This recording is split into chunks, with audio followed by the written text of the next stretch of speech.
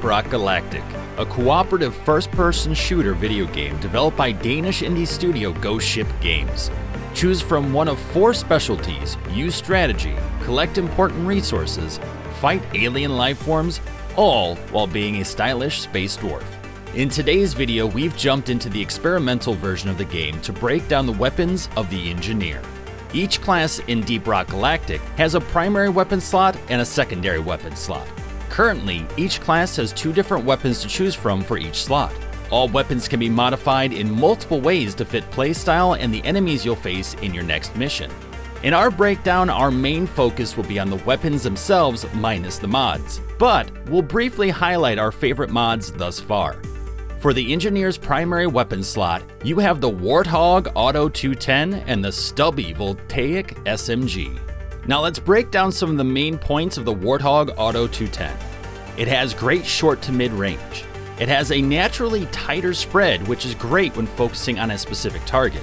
It balances well with the engineer's sentries. It has a built-in chance to stun an enemy, and the damage is low, especially for a shotgun.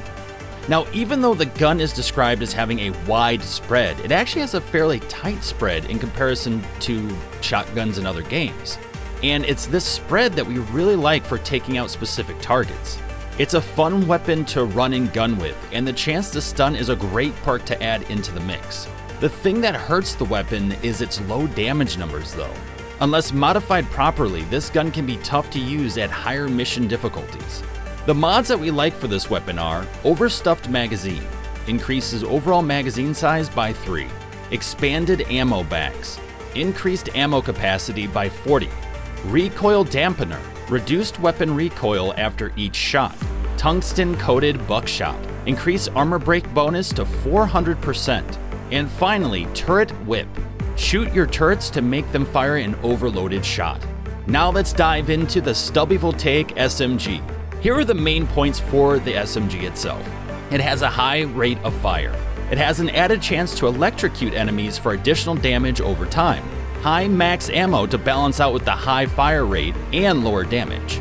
It can be great when surrounded by smaller enemies. Works best close up, otherwise the low accuracy will have you missing more of your shots. And it is easy to burn through your ammo if you're not careful. This weapon is a speed demon that has the chance of adding a dot or damage over time for even more damage. This gun is not only fun, but can be fairly useful for crowd control. The problem though comes in when it comes to its accuracy. While some of your shots will hit, others will wildly shoot off to the sides, more so than many of the other weapons in the game. This can be a major detriment as you're already burning through ammo quickly, let alone having many of those shots not actually hit the target. The mods that we like for the Voltaic are Upgraded Capacitors, increases the chance of electrocuting a target. Floating Barrel, improves the stability of the weapon. High Velocity Rounds, overall damage is increased to 12. Larger Capacitors, better chance to electrocute the target. And finally, Electrocution Bonus, deal extra direct bullet damage to electrocuted targets. So now between the WARTHOG and the Stubby, which one do we prefer? Well, choosing between the WARTHOG and the stubby Voltaic SMG can be an incredibly hard decision to make, actually. These 2 weapons can greatly change their usefulness depending on the modifications you use, as well as your team's classes and their weapon kits.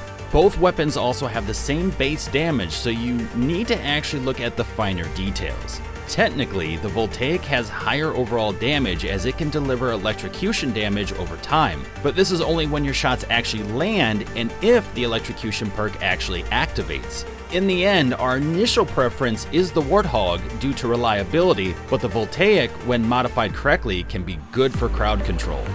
Now for the secondary weapon slot, you're looking at the DEEPCORE 40mm PGL and the Breach Cutter. Here are some quick highlights of the DEEPCORE 40mm PGL. It can be used at almost any range, but close-up range can be dangerous for you and your team. It has a high area damage.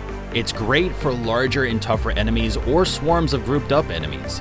It has a 100% chance to invoke fear in an enemy, which means they're scared away temporarily. The projectile has drop-off, and thus you need to aim higher with your targeting, which can make it a bit tricky to handle at first. There is only 8 total ammo before you'll have to request more ammo. It has a negative armor break bonus, meaning that it does less damage to armored enemies unless you hit weak points. Finally, there is no direct damage unless you use the appropriate modifier. This weapon can be a real death dealer to most alien hordes. Just like many of the other high damage weapons, you'll want to make sure your shots are on point. Adding modifiers can also make this an incredible beast of a weapon.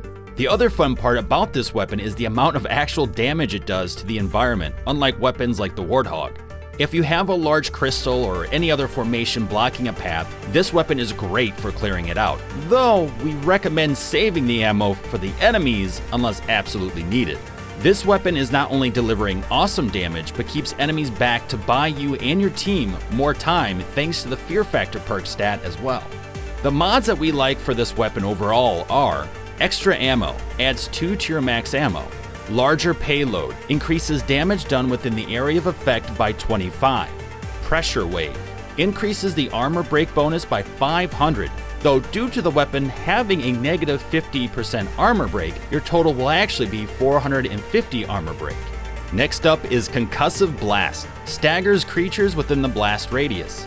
And last but not least, spiky grenade, adds direct impact damage, plus 100 direct damage to an enemy. And now onto a weapon that we have to admit is probably one of the most interesting weapons thus far in Deep Rock Galactic, and that is the Breach Cutter. And here are some highlights for that weapon.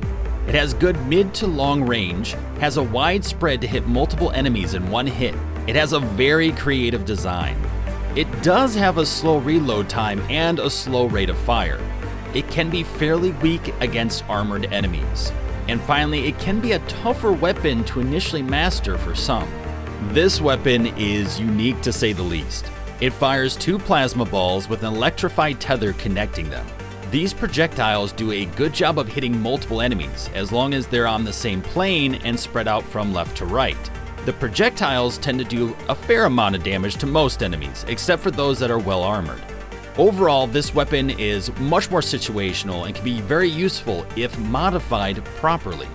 The mods that we like for this weapon are: condensed plasma, increases overall damage by 2.